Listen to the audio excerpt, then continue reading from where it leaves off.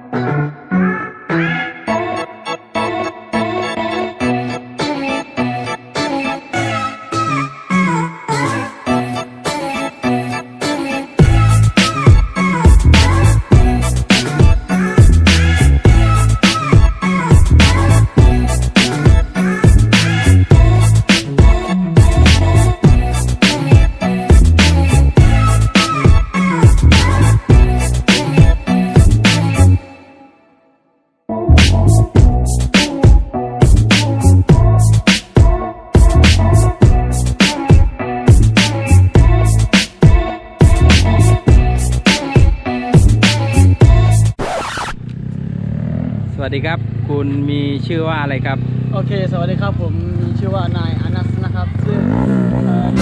กระโปรงเช่นนั้นเบิ้ลน้ำเยี่ยอะไรวะนายอนัสนะครับก็สามารถไปดูในFacebook ได้นะครับชื่ออนัสแป้งฝุ่นหรือว่าอนัสพาวเดอร์ครับผมแล้ว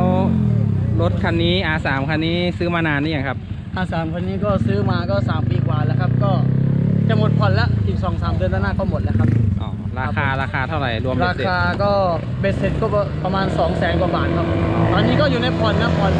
4,300 บาทก็แต่ละเดือนก็จุกนะครับจุกแล้วดาวเท่าไหร่ครับคันนี้ดาวคันนี้ก็เอาต่อผมเอาต่อมาจากพี่ชายนะฮะดาวคันนี้ก็ดาวประมาณ 45,000 ครับแล้วก็ผ่อนต่อจากพี่ชายเลยแล้วงวดรถเท่าไหร่ฮะโอ้เสียงดังไว้พวกนี้งวดรถก็งวดละ 4,300 บาทครับ 4,300 บาทกี่ปีครับกี่ปี4 ปีครับผม4 ปีกี่งวดนะ4 ปีนี้ก็36ไหมหรอไม่ใช่36ปี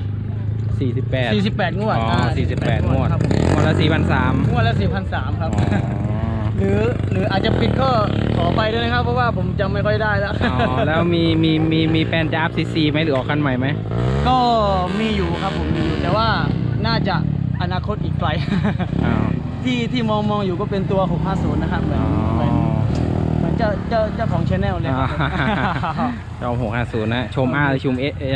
ม F น่าจะ R ครับผมชอบ R ชอบ R ครับผมก็วันนี้ไม่มีอะไรแล้ววันนี้ก็ฝากปิดชแนลหน่อยเลยวันนี้ก็ฝากนะว่าเพื่อนๆคนไหนที่ยังไม่ได้กดดูก็เข้าไปกดดูได้ในที่ชแนลของชื่อพิมพ์ตรงค้นหาว่า Coffee สายบิดแดนระเบิดครับผมถ้าว่าเข้าไปดูก็อย่าลืมกดไลค์กดแชร์แล้วก็ Subscribe ให้ด้วยนะครับบ๊ายบายขอบคุณครับ